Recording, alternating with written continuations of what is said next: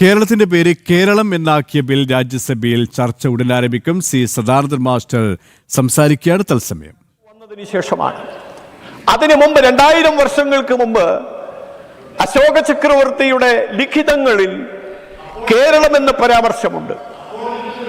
നമ്മുടെ കേരളത്തെക്കുറിച്ച് ഞാൻ നേരത്തെ തുടക്കത്തിൽ ശങ്കരാചാര്യർ എന്ന മഹത് വ്യക്തിയെക്കുറിച്ച് പരാമർശിക്കുകയുണ്ടായി. ആ കാലഘട്ടങ്ങൾ മുതൽ തന്നെ നമ്മുടെ കേരളത്തെ കേരളം എന്ന് തന്നെയാണ് വിശേഷിപ്പിച്ചിരുന്നത്. അനേക നാളുകളായി കേരളത്തിലെ ജനങ്ങൾ എല്ലാവരും അങ്ങേയറ്റം ആവേശത്തോടുകൂടി കാത്തിരിക്കുകയായിരുന്നു ഈ ഒരു മുഹൂർത്തത്തിനു വേണ്ടി. സർ, 2024 ജൂൺ മാസം 24-ാം തീയതി കേരള നിയമസഭ ഏകകണ്ഠമായി കേരള എന്ന പേര് മാറ്റി കേരളം എന്നാക്കണം എന്നൊരു പ്രമേയം പാസാക്കി. ആ പ്രമേയം കേന്ദ്ര സർക്കാരിന് അയച്ചു കൊടുത്തു. നമ്മുടെ ആദരണീയനായ പ്രധാനമന്ത്രി നരേന്ദ്രമോദിജി അദ്ദേഹത്തിന്റെ അധ്യക്ഷതയിൽ ചേർന്ന യോഗത്തിൽ, മന്ത്രിസഭാ യോഗത്തിൽ കേരളം എന്ന പേര് നിലവിൽ വരണം എന്ന താല്പര്യത്തോടെ ഉത്തരവിറക്കി. അങ്ങേയറ്റത്തെ സന്തോഷത്തോടെയാണ് കേരളം അത് സ്വീകരിച്ചത്. സർ, ഇന്ന് ആ ഉത്തരവിന്റെ ആത്മാവിനെ ആവാഹിച്ചെടുത്തുകൊണ്ട് നമ്മൾ ഇന്ന് ആ ബില്ലിനെ കുറിച്ച് ചർച്ച ചെയ്യുകയാണ്. ആ ഘട്ടത്തിൽ ഏറെ സന്തോഷത്തോടെയാണ് ഞാൻ ഈ ബില്ലിനെ കുറിച്ച് സംസാരിക്കുന്നത്.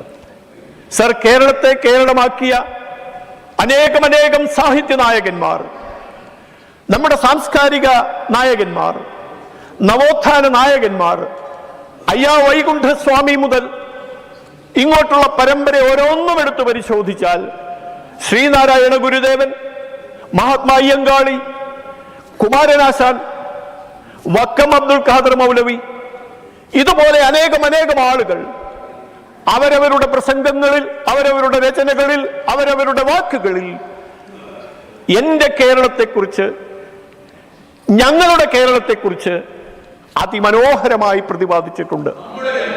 നമ്മുടെ കേരളത്തെക്കുറിച്ച് അതിമനോഹരമായി പ്രതിപാദിച്ചിട്ടുണ്ട്. ആ പ്രതിപാദ്യത്തെ മുഴുവൻ ആവിഷ്കരിച്ചുകൊണ്ടാണ് ആദരണീയനായ നരേന്ദ്രമോദി, നമ്മുടെ പ്രധാനമന്ത്രി മോദിജി ഈ ബില്ല് കൊണ്ടുവരാനുള്ള മുൻകൈയെടുത്തത് എന്ന് കേരളക്കാർ കൃതജ്ഞതയോടെ സ്മരിക്കുകയാണ്. സർ, കേരളം കേരളമായി മാറുമ്പോൾ ഒരു വാക്കിന്റെ മാറ്റമായിട്ട് മാത്രം നമ്മൾ അതിനെ കാണാൻ പാടില്ല.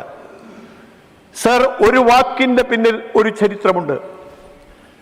സർ, ഒരു പേരിന്റെ പിന്നിൽ കുറേയധികം ഓർമ്മകളുണ്ട്. സർ, ഒരു ഭാഷയുടെ പിന്നിൽ വലിയൊരു സംസ്കാരമുണ്ട്. ആ സംസ്കാരം നമ്മുടെ ഭാരതീയ സംസ്കാരത്തിൽ നിന്ന് വേറിട്ടതല്ല. ഇത് മാത്രം പറഞ്ഞതുകൊണ്ടായില്ല.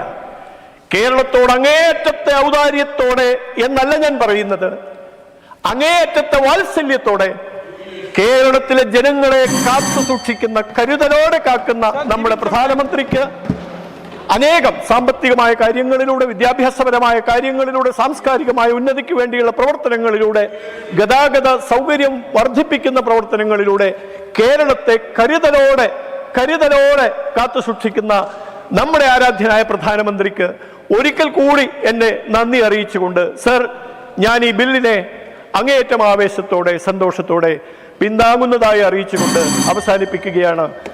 ജയ കേരളം, ജയ ഭാരതം. Thank you. Very good.